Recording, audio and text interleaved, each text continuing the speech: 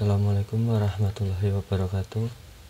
Nama saya Uli Nuha dari Teknik. Saya akan mempresentasikan perawatan mesin dengan judul analisa emisi gas buang mesin VVT-e dan non-VVT-e. Berikut adalah poster yang saya buat dan saya pecahkan menjadi PowerPoint. Pendahuluan. Variable Valve Timing Intelligence atau lebih dikenal dengan sebutan VVT-i merupakan teknologi yang mengatur sistem kerja katup pemasukan bahan bakar atau intake secara elektronik, baik dalam hal waktu maupun ukuran buka tutup katup sesuai dengan ukuran putaran mesin, sehingga menghasilkan tenaga optimal, hemat bahan bakar, dan ramah lingkungan, serta cara kerja yang cukup sederhana, yaitu untuk menghitung waktu buka tutup katup atau valve timing yang optimal. Selanjutnya, spesifikasi letak variabel Kansaf timing. Berikut adalah gambarnya. Perbedaan cara kerja VVT-i dan non-VVT-i. Pada VVT-i, menyesuaikan waktu bukaan katup dengan kondisi mesin, mengoptimalkan torsi mesin pada setiap kecepatan dan kondisi berkendara yang membuat konsumsi bahan bakar minyak menjadi lebih efisien, dan sekaligus menurunkan tingkat emisi bahan bakar serendah mungkin. Pada non-VVT-i, waktu buka dan tutup katup isap terlalu sama, baik saat mesin bekerja saat di putaran rendah maupun tinggi. Kondisi ini membuat mesin tidak bisa bekerja optimal dan efisien. Selanjutnya adalah komponen pada mesin VVT-i. ECU, Electronic Control Unit, merupakan perangkat yang bertugas menerima masukan dari sensor yang kemudian dikalkulasi untuk mencari kondisi optimum dan memberi perintah ke aktuator untuk melakukan fungsinya. Kedua, Crankshaft Position Sensor atau GPS berguna untuk mengetahui kedudukan crankshaft dengan diolah oleh ECU dan dihitung untuk mendapatkan sebesar mungkin efisiensi volumetrik. Dari perhitungan ECU ini didapatkan kedudukan crankshaft yang harus dirubah. 3. Crankshaft Position Sensor berguna memberitahu ECU kecepatan putaran mesin dengan tepat. Pada sistem penyemprotan bahan bakar, sensor ini juga memberitahu ECU waktu yang tepat untuk menyemprotkan bahan bakar yang kemudian diteruskan ke fuel injector. Yang keempat, Crankshaft Timing Oil Control Valve berfungsi untuk mengendalikan posisi spool valve berdasarkan sinyal yang dikirim ECU hingga mengalokasikan tekanan oli ke VVT-i controller untuk sisi maju dan sisi mundur. Selanjutnya, analisa kerja VVT-i pada mesin. 1. Posisi advance timing maju. Posisi advance timing maju didapat dengan mengisi oli ke ruang belakang masing-masing fan, sehingga fan akan bergerak maju dan posisi timing pun ikut maju. Tekanan olinya sendiri disediakan oleh Crankshaft Timing Oil Control Valve yang diatur oleh ECU atau Electronic Control Unit pada mesin. Yang kedua, posisi advance timing mundur. Tekanan oli dialirkan ke belakang bodi VVT-i dan tekanan di depan bodi VVT-i akan didorong keluar dan kembali ke panic oli melalui saluran drain katup kontrol oli timing crankshaft. Yang ketiga, posisi advance timing menahan. Setelah mencapai target timing katup, valve timing ditahan dengan menjaga crankshaft timing oli control valve dalam posisi netral.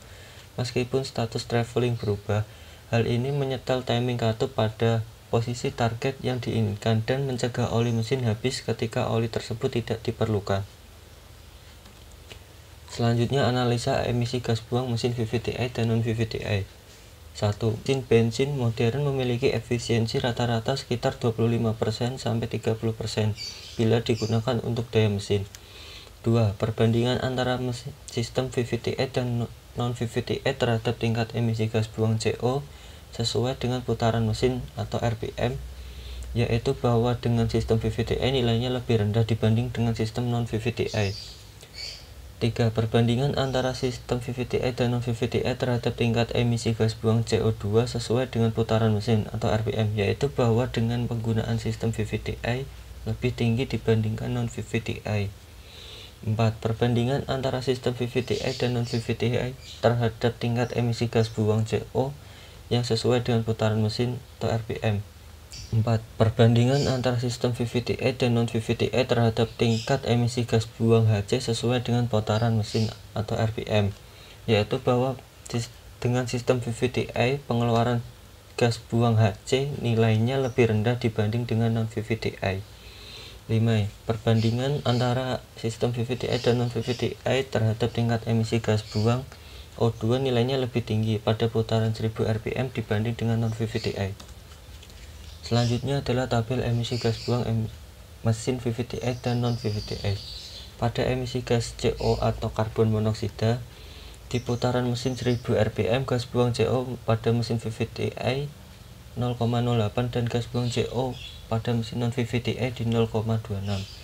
Di putaran mesin 2000 rpm gas buang CO mesin VVTi di 0,11 dan gas buang CO mesin non-VVTi di 0,03.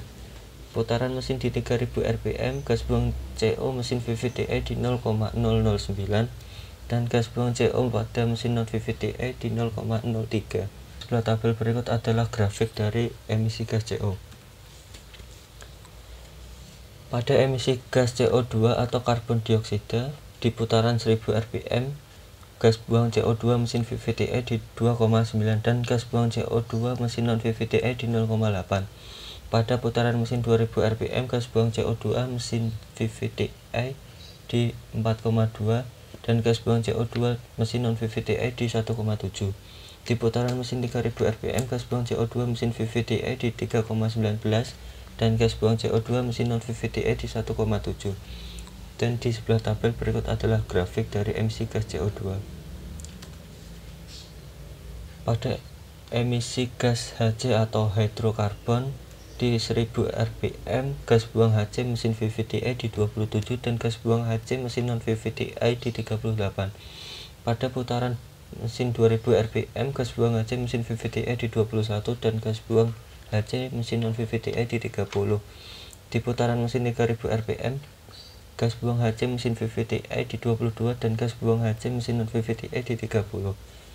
Dan di sebelah tabel berikut adalah grafik dari emisi gas Hc atau hidrokarbon. Pada emisi gas O2 atau oksigen di putaran mesin 1000 rpm gas buang O2 mesin VVTi di 8,02 dan gas buang O2 mesin non VVTi di 21,13. Di putaran mesin 2000 rpm gas buang O2 mesin VVTi di 8,5 dan gas buang O2 mesin non VVTi di 21,58. Pada putaran mesin 3000 rpm gas buang O2 mesin VVTi di 9,7 dan gas buang O2 mesin non VVTi di 22,24. Dan di sebelah tabel berikut adalah grafik dari emisi gas O2 atau oksigen. Kesimpulan dari presentasi yang saya bacakan adalah emisi gas buang mesin berteknologi VVTi lebih sedikit dibandingkan dengan mesin non VVTi. Mesin VVTi membuat konsumsi bahan bakar jadi lebih hemat dan mesin lebih ramah lingkungan.